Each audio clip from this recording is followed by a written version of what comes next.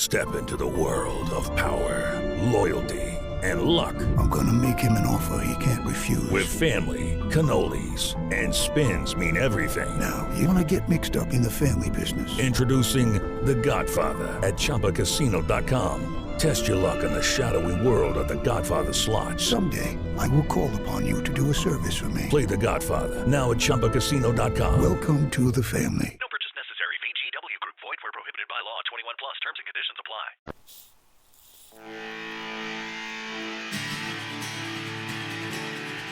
Welcome to Music Connects People, the podcast about the music and the musicians that bring people together and create the soundtrack of our lives.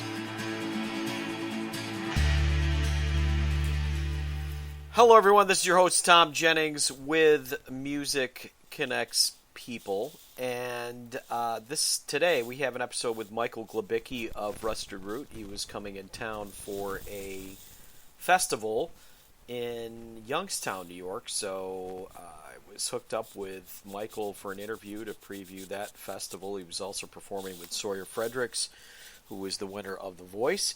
And, of course, fans of Rusted Root know that the band is on a hiatus. Michael talks extensively about that. But basically, with the theme of the show, Music Connects People, I thought it made sense to have him on as a guest because Rusted Root is one of those bands that has a pretty loyal fan base. And they're a jam band, and I think jam bands kind of lend themselves to bringing people together because each one of their shows is so unique that people tend to catch them multiple times. And Michael certainly is no exception to that rule.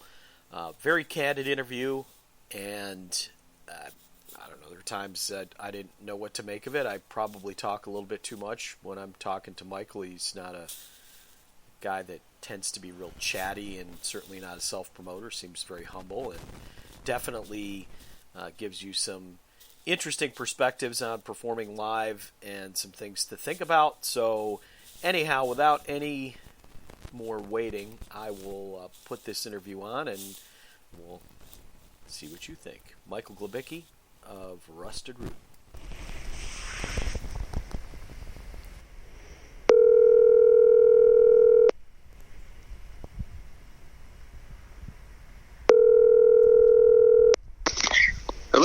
Hello, is this Michael? Yeah. Hey, Michael, it's Thom Jennings from the Niagara Gazette. How are you? Good. How are you doing? I'm doing great, man. Is still a good time? Yeah, perfect. Awesome. Appreciate your willingness to do this interview. I'm a longtime fan. I've used to cover Rusted Root when you guys did the Lockport concert series, and man, those were some great shows, as I'm sure you remember. Oh, yeah, those are awesome.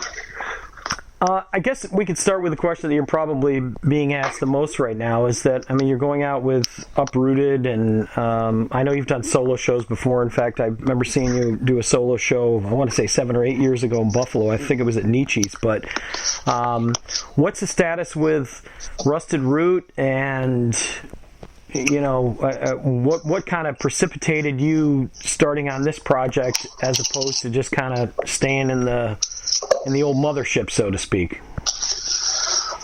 Well, we were just kind of growing musically and songwriting-wise with a lot of different new types of new material, and just the communication and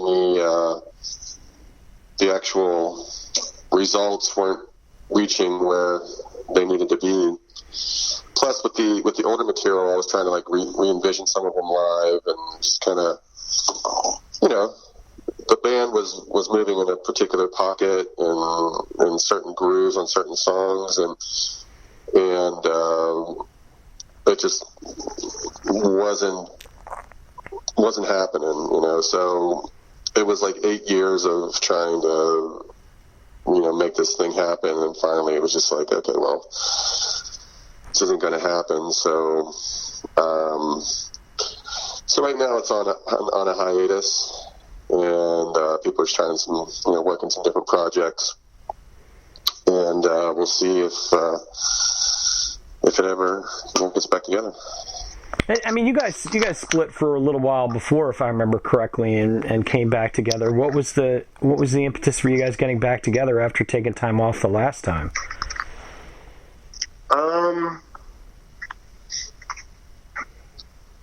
I think it was it was just time to kind of like get back together at that point.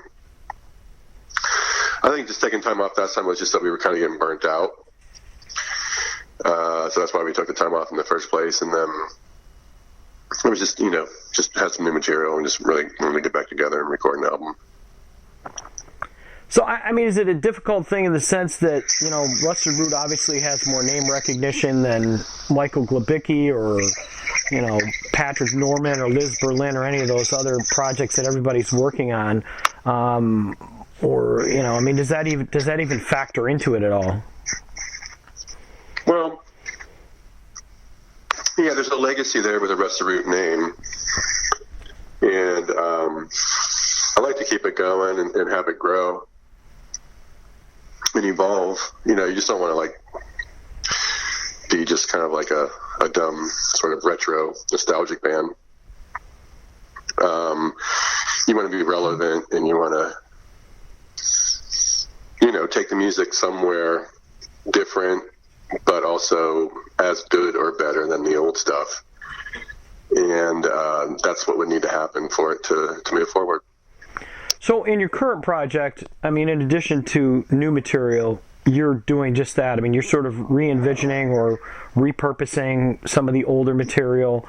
In your approach to that, are there certain elements of it that are just so sacrosanct that you really can't tinker with them, or is the sky just the limit?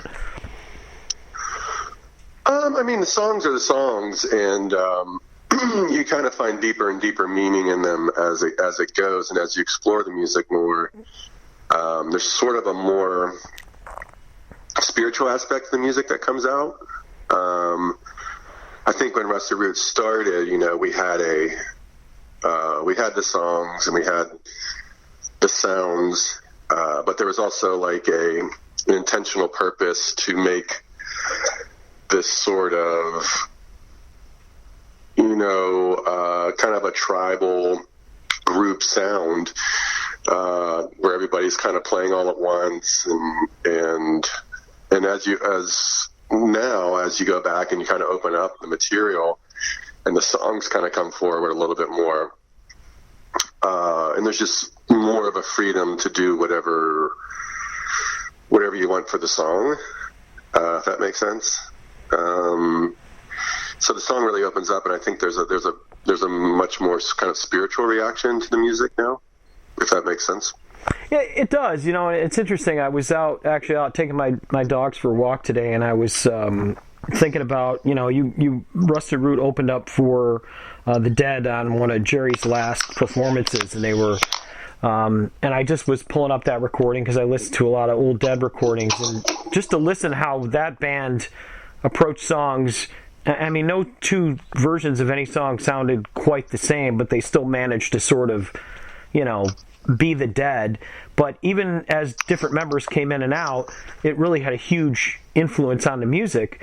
And I was just thinking about how that day, you guys were sort of, you're forever like associated with the Dead because of that show, but also your approach in like, different set list every night, those types of things. And I wondered if maybe that particular show or anything like that maybe had an influence on your latter career, and like you said, just sort of the spiritual aspect of each evening show, as opposed to like a lot of bands that just go out and perform the set every night. Yeah, and I think like music for me has been sort of an evolutionary tool for me as a person. So, and I knew there was something to grow into through this music and through playing music live, and there was a bit of a mystery too. I wasn't sure exactly where I was going, but it's really just about being completely in the moment. And in order to do that, you just kind of show up each night you don't really try. You go out and you let it just exist in it, and it's kind of funny because I've been working and practicing and doing all this stuff, and finally in the end, the goal is to just kind of forget it all and I think obviously we built that foundation, and there's probably a bunch of safety nets that we've developed over the years.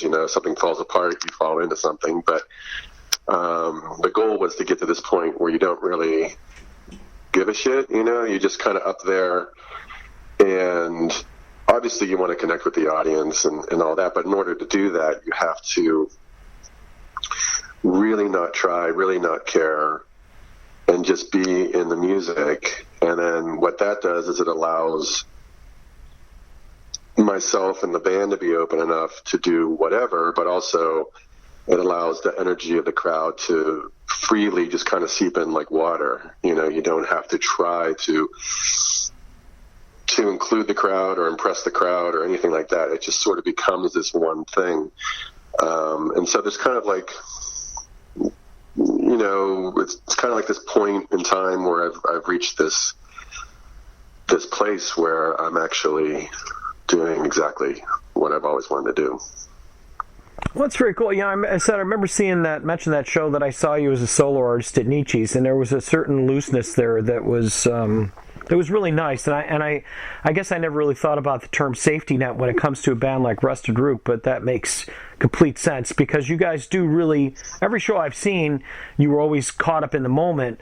It really didn't seem contrived, but you were also sort of boxed into, having to do the same encores, getting Ecstasy, Send Me On My Way, all kind of near the end of the set, because you didn't want to, use those too quickly. But the real magic seemed to happen about midway through the set, where you took those chances where, in all honesty, it could fall apart.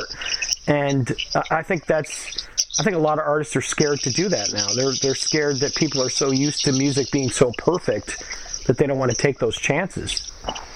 Yeah, but it's also like it's the perfect time for bands like us to come out and make a splash, because everything is so perfect. It's like sort of computerish perfect, and it's become so obvious and transparent that bands are just doing that, just being completely afraid to do anything other than a preconceived idea. It's like playing a record or a CD on stage, And when you really get into being free and but also like having the right people around you to be free, because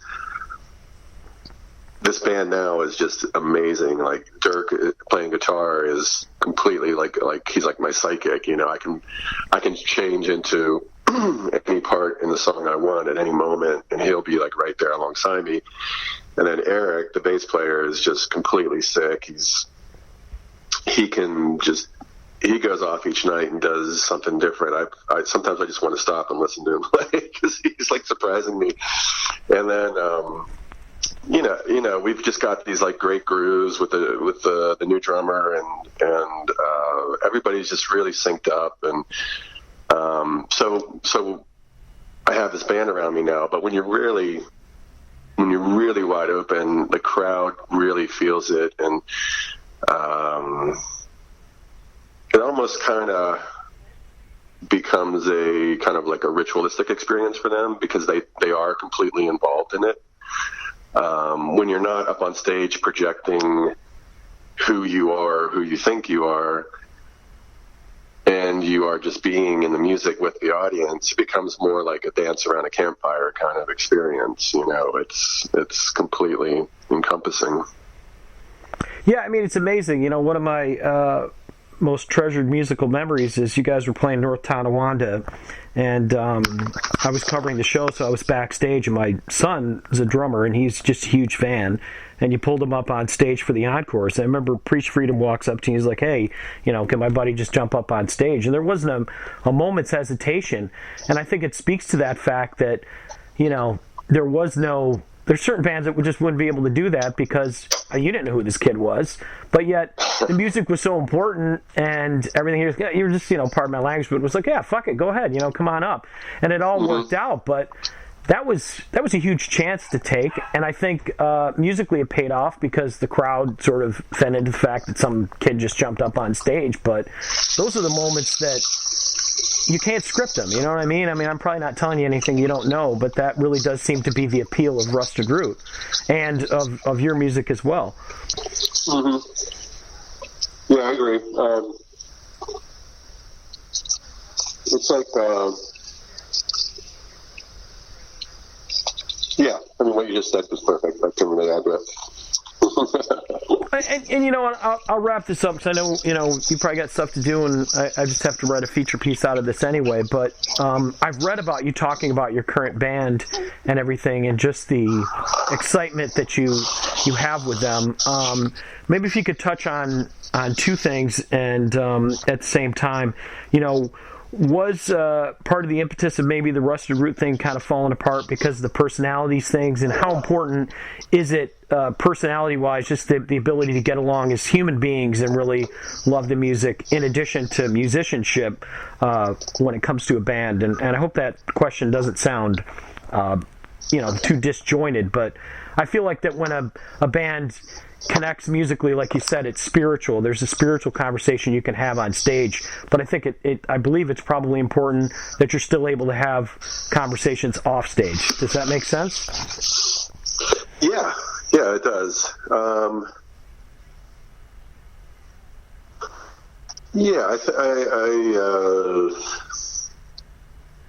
This band now, like, we just all kind of get along in a very easy way. Sometimes I look for a little bit more drama with them because I'm used to it. But it's real simple, it's real genuine and simple, and people are excited to be there and be on stage and be in the studio and just sort of hang out too. Like, we all just kind of sit around and just enjoy each other's company, and that's it's really important. And it just sort of says that, like, when we get up on stage, we're not gonna, we're not trying to connect with one another. We're not trying to really do anything other than just enjoy the moment. And that's kind of like how we exist outside the band too, or outside being on stage. Yeah, I mean, you and Dirk have played for quite a while together. I mean, he was in, I got to say, it's got to be at least a decade, right? Yeah, I think it's been about 12 years. Did he start out as like a guitar tech or something, if I remember correctly? Because I seem to remember him sort of popping in and out, or maybe I'm wrong on that. Yeah, he was teching for a little bit, and he would, during the show, come up and play maybe like 4 songs during the night. I think the other reason why he wasn't joining the band earlier is just because he really needed a good guitar tech at the time.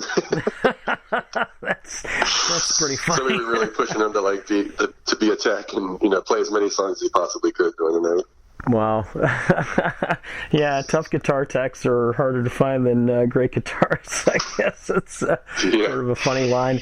All right, well, last question to throw at you. I mean, you're coming to Western New York, Youngstown, and I mean, you have a long history out here: Rochester, Buffalo, Lockport, North Tonawanda. I mean, you've been coming through here for years.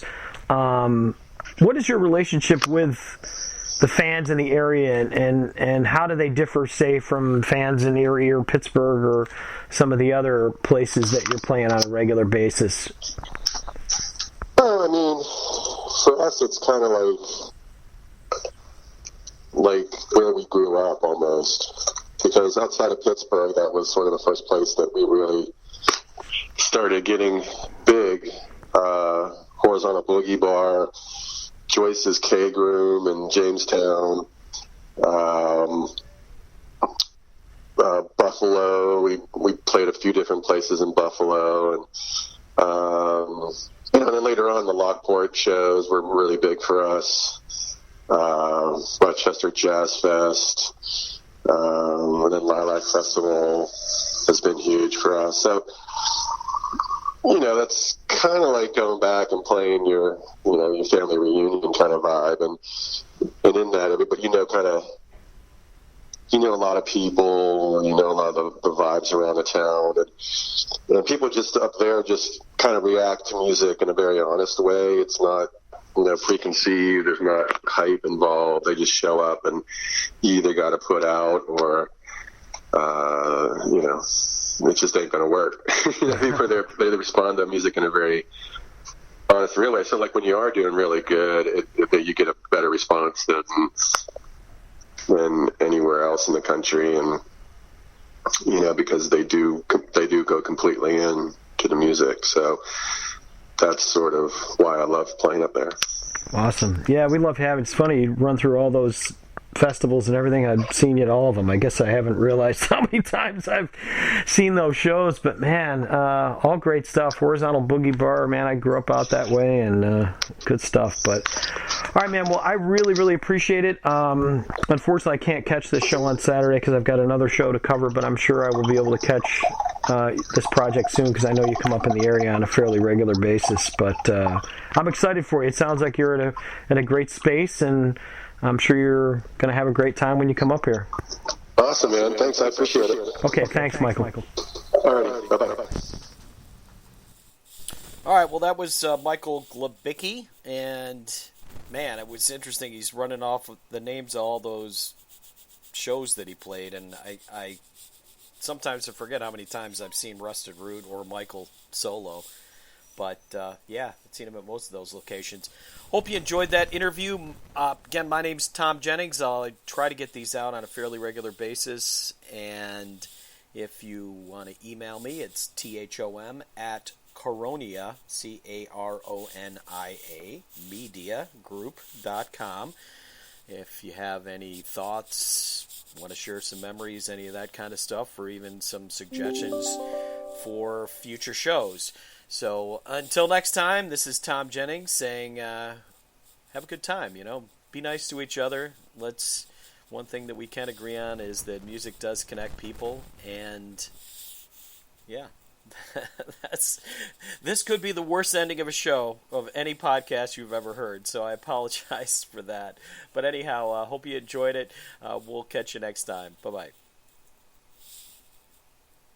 Hello, it is Ryan, and we could all use an extra bright spot in our day, couldn't we? Just to make up for things like sitting in traffic, doing the dishes, counting your steps, all the mundane stuff. That is why I'm such a big fan of Chumba Casino. Chumba Casino has all your favorite social casino-style games that you can play for free anytime, anywhere with daily bonuses. That should brighten your day a little. Actually, a lot. So sign up now at ChumbaCasino.com. That's ChumbaCasino.com. No purchase necessary. VGW Group. Void where prohibited by law. See terms and conditions. 18+.